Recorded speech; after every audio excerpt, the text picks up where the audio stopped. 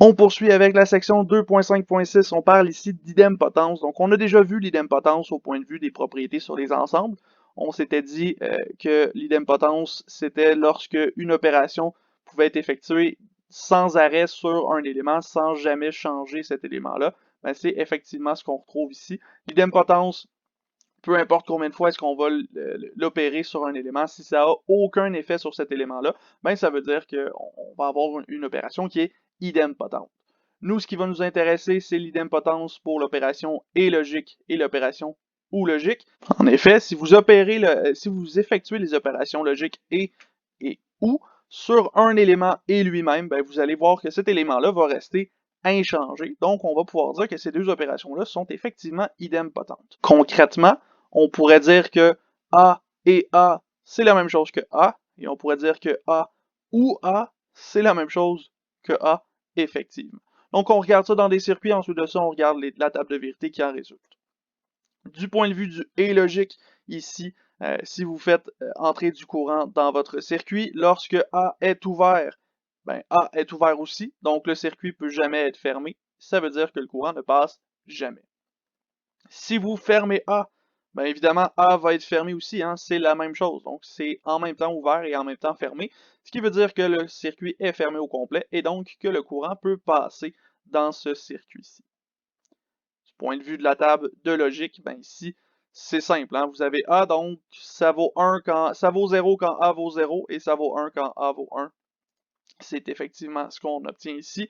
On voit que A et l'opération A et A, c'est la même chose. On a effectivement l'idempotence pour l'opération du et logique.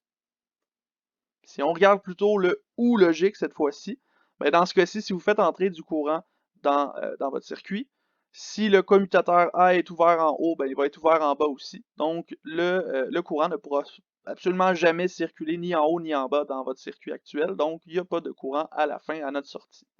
Par contre, si vous fermez le commutateur A en haut, il va être fermé en bas aussi. Le courant va pouvoir passer soit en haut, soit en bas et se rendre à la sortie sans trop de problème. Dans la table de vérité, ça ressemble à ceci. Donc, on a encore une fois un 1 ici lorsqu'on a 1 pour la valeur de A. Donc, on a effectivement une équivalence entre la valeur de l'élément A et la valeur de l'opération logique A ou A dans ce cas-ci. C'est aussi simple que ça, l'idempotence au point de vue de la logique. En gros, ce que ça veut dire, c'est que si jamais on a des opérations logiques qui s'effectuent et qu'on obtient un élément et lui-même, on va pouvoir simplifier à l'élément directement. Et si on obtient aussi un élément ou lui-même, ben on simplifie à cet élément directement là. Donc, si on avait A et A, ça nous donne A. Si on avait A ou A, ça nous donne A également. Ceci étant dit, il n'y a rien d'autre à dire sur l'idempotence, on n'ira pas plus loin que ça dans ce cours-ci. On va nous s'intéresser plutôt à la section 2.5.7. On parle ici des propriétés du complément, ou en réalité, on va parler de deux propriétés du complément en particulier. Donc, on a effectué des opérations logiques et on a vu qu'on était capable de faire une complémentarisation d'un élément. Donc, on va faire non A, par exemple, et on va obtenir son complément. Maintenant, on s'intéresse à voir qu'est-ce qui se passe si on effectue les opérations logiques et ou sur un élément et son complément. En effet, lorsqu'on fait l'opération et logique et l'opération ou logique sur un élément et son complément, on se rend compte que le et logique va toujours être faux et on se rend compte que le ou logique va toujours être vrai. En effet, on dirait que A et son complément, c'est toujours faux et on dirait que A ou son complément, c'est toujours faux. Donc finalement, là, ça revient à dire que une propriété et l'inverse de cette propriété-là, ça peut jamais se produire en même temps. Et ça revient à dire aussi qu'une propriété ou l'inverse de cette propriété-là, ça va toujours se produire. Hein? C'est un ou l'autre, donc c'est sûr que ça va se produire d'une façon ou d'une autre. On regarde ça au point de vue des circuits logiques, à quoi ça ressemble. Donc on commence par le et logique. Dans ce cas-ci, si vous avez le commutateur A qui est ouvert, ben son commutateur inverse va être fermé. Et ici, le courant ne peut pas passer parce qu'il bloque à notre commutateur A qui est ouvert.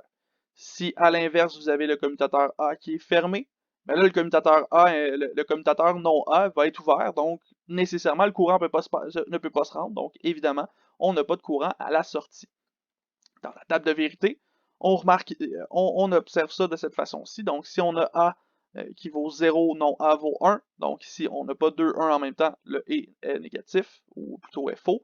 Si on a A et on a non A qui est faux, ben là ici, ça veut dire qu'on n'a pas de et logique qui est vrai non plus. Donc, on a toujours la colonne 0, 0 à la fin lorsqu'on fait le et logique sur un élément et son complément.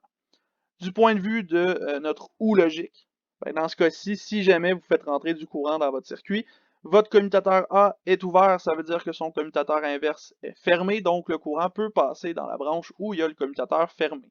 Évidemment, ça nous donne du courant à la fin, donc on a une valeur vraie à la fin de ce circuit-ci. À l'inverse, si vous fermez le A, ben son commutateur inverse va être ouvert, mais le courant peut quand même passer dans la branche du A, et ainsi on a du courant à la fin de notre circuit. Du point de vue de la table logique, ben, si vous voulez avoir un 1 dans la dernière colonne, s'il y a un 1 dans la colonne 1 ou s'il y a un 1 dans la colonne 2. Donc dans ce cas-ci, 0, 1, ça nous donne 1, 1, 0, ça nous donne 1. On a effectivement une colonne de 1. Donc un élément ou son inverse ou son complément, ce sera toujours vrai. C'est une tautologie dans ce cas-ci. Ceci étant dit, ça fait le tour de ce que je voulais vous présenter dans cette vidéo-ci. Donc, on va se laisser là-dessus. On se retrouve dans une prochaine vidéo avec notamment le complément d'une opération et logique et le complément d'une opération ou logique.